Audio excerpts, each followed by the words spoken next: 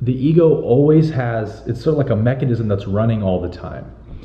And it has this mechanism that is always putting off your gratification or fulfillment or happiness a little bit into the future. So for example, you're driving to work and there's something way back in the back of your awareness that's sort of saying, I'll be happier when I arrive at work, right? We can all relate to that. Then you get to work and immediately it changes to, I'll be happy when I'm on my lunch break. Just got to get to that lunch break. And then you get your lunch break and it's like, you know, you might be happy for a few minutes, but then it's like, you're going to have to go back to work in a minute and you're like, oh man. And then it's like, I'll be happier when I get home from work. And you get home from work and it's, you know, I got to cook dinner. Oh, I'll be happier when I'm relaxing on the couch. And then you get to the couch and you feel happy for a moment. And then the ego goes, got to get up for work in the morning. And you're back to, oh. And so it's always delaying your happiness, your fulfillment a little bit into the future. And this is just literally, you know, an evolutionary mechanism. It's biology keeping you running, playing the human game, keeping you out there, you know, surviving, reproducing, eating, etc. It's got to keep you looking for the next thing. And as a result of that, you never feel that total relaxation into the present moment, which brings the bliss of the present moment. And so I've sort of devised a strategy that's worked really well for me, and I want to share it with you guys. And what it is sort of like beating the ego at its own game. So the ego is always saying, what about the next moment? What about the next moment? And so what I do when I recognize it happening is I say back to the ego, and then what?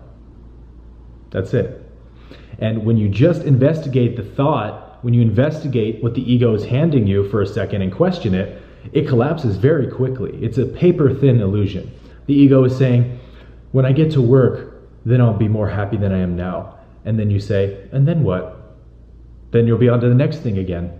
Am I going to really be happier when I get to work than I am right now? Because when I get to work, it'll be when I get to my lunch break. And when I get to my lunch break, it'll be when I get home from work. And it'll always be the next thing. And so when you recognize that this reflexive, reoccurring thing is always happening, and you just start to question it, you start to break it down. Because, you know, the ego isn't a good or bad force. I mean, in a sense, it's good because it's just trying to help you survive.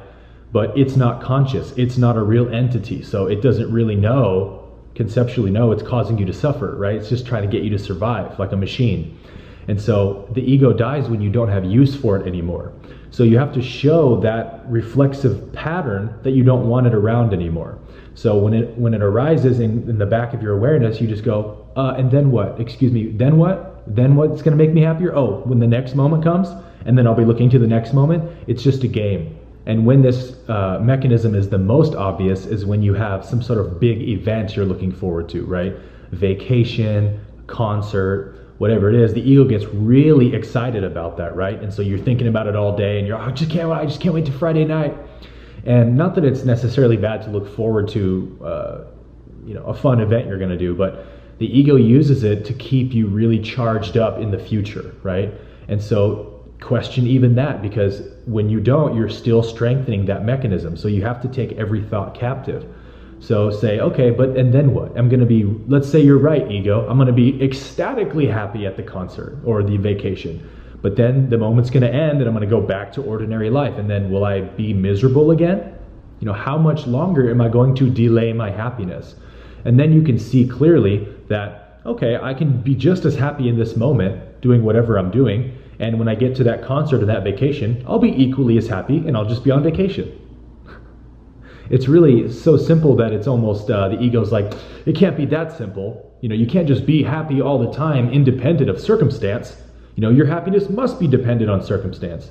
And so when you start to recognize that your happiness belongs to you and you alone, and it's not dependent on your circumstances or events or possessions or attachments, then then you can move through life freely.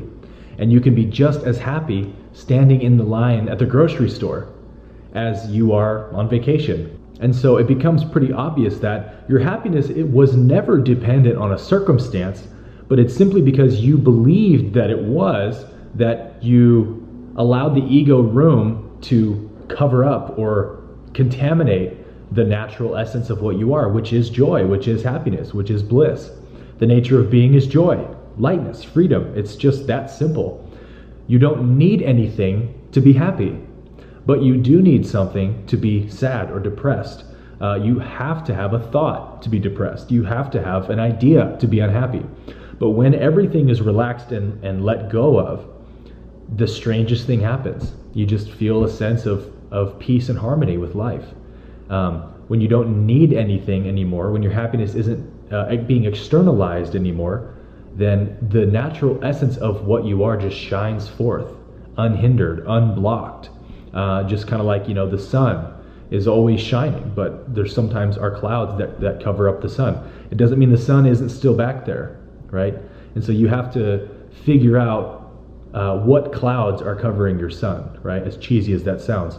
What ideas are you empowering with your belief that are delaying your happiness somewhere in the future? Even if it's always 5 minutes into the future, you're still delaying your happiness. And happiness isn't a future moment. Happiness is now. So beat the ego at its own game.